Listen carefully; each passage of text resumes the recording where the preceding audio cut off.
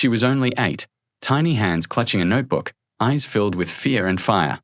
No one expected her voice to echo through that courtroom. They said it was just a misunderstanding, just another incident.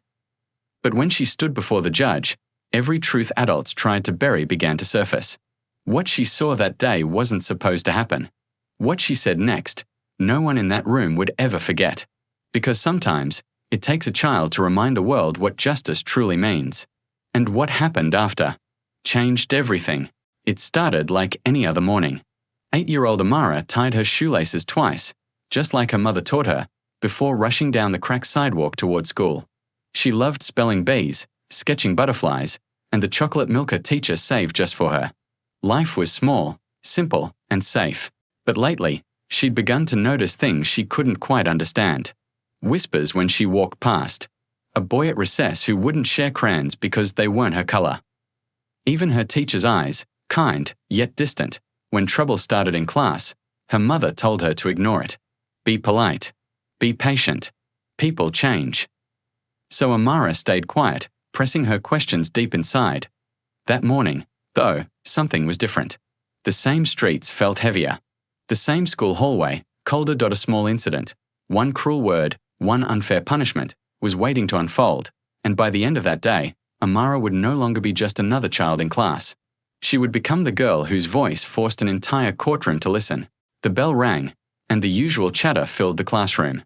Amara took a seat by the window, tracing a smiley face on the fogged glass while waiting for the lesson to start. It was spelling test day, her favorite.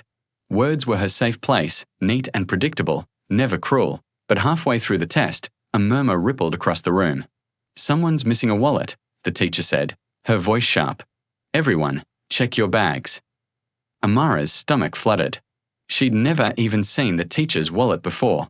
Still, she checked her small pink bag, the one with cartoon stickers peeling at the edges. Empty, of course. But the teacher's eyes had already found her. Amara, she said quietly, then louder, come here.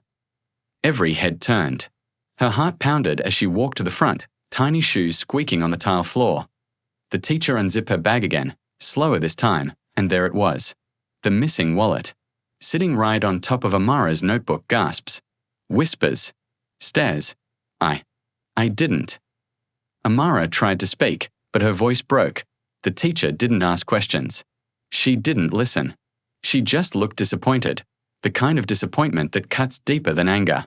By lunchtime, the story had spread through the school like wildfire. Thief. Liar. Don't sit with her. Even the friends who once played hopscotch beside her turned their backs. When her mother arrived at the principal's office, tears glistened in her eyes, but her spine stayed straight. She knew her daughter. She knew innocence when she saw it, but the principal's words were already chosen. We have to take this seriously.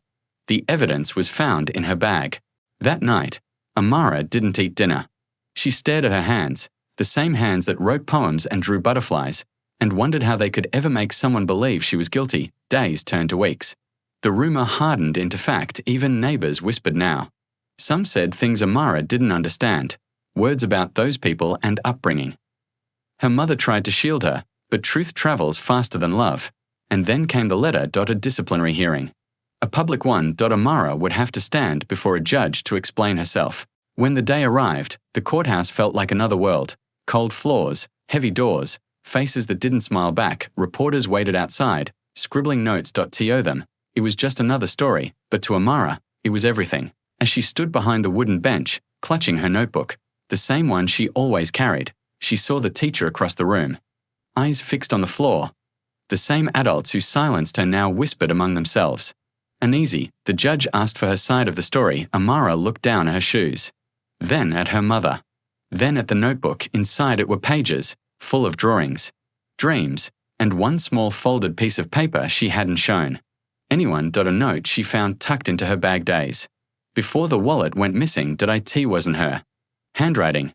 She took a deep breath. What she said next would not only clear her name, it would expose a truth the whole town wanted to ignore. The courtroom was silent, the kind of silence that hums louder than any noise. Amara stood on the witness stand, feet barely reaching the stool, her small hands trembling as she opened her notebook. The judge leaned forward. Do you understand why you're here, young lady? She nodded, eyes glassy but steady. Yes, sir. They think I took something that wasn't mine.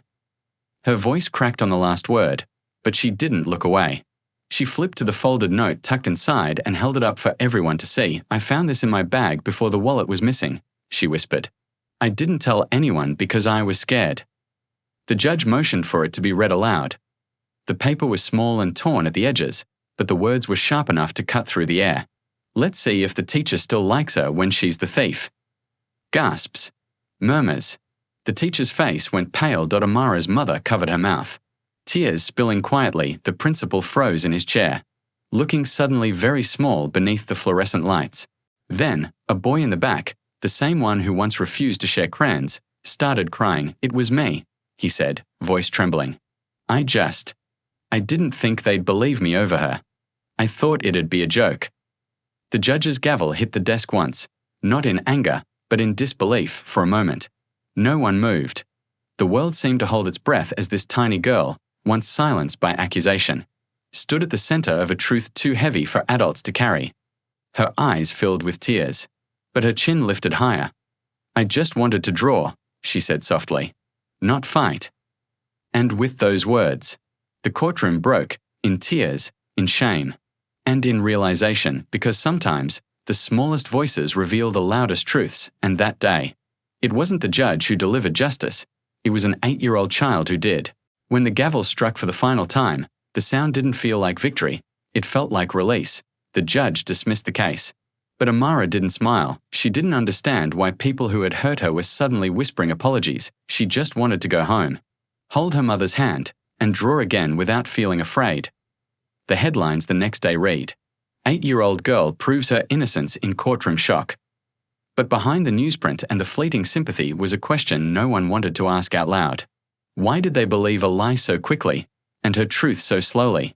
The teacher resigned quietly. The school promised to review its policies. The principal spoke about learning moments. Yet, none of that erased the weeks Amara spent being called names she didn't deserve or the look in her mother's eyes when she realized that innocence alone isn't always protection. Years later, Amara would talk about that day, not with anger, but with purpose. She'd say it taught her that silence protects no one, and that justice isn't something you wait for. It's something you stand for, even when your voice trembles, because what happened in that courtroom wasn't just a child's story, it was a mirror. A reflection of how easily society points fingers before it opens its eyes. Of how racism doesn't always shout, sometimes it whispers in classrooms, in offices, and in the spaces where children should feel safe. And maybe that's the hardest truth of all, that real change doesn't start in courts or headlines, it starts when we choose to see, to listen, and to believe before it's too late. So the next time a child speaks, will we listen with judgment, or with humanity?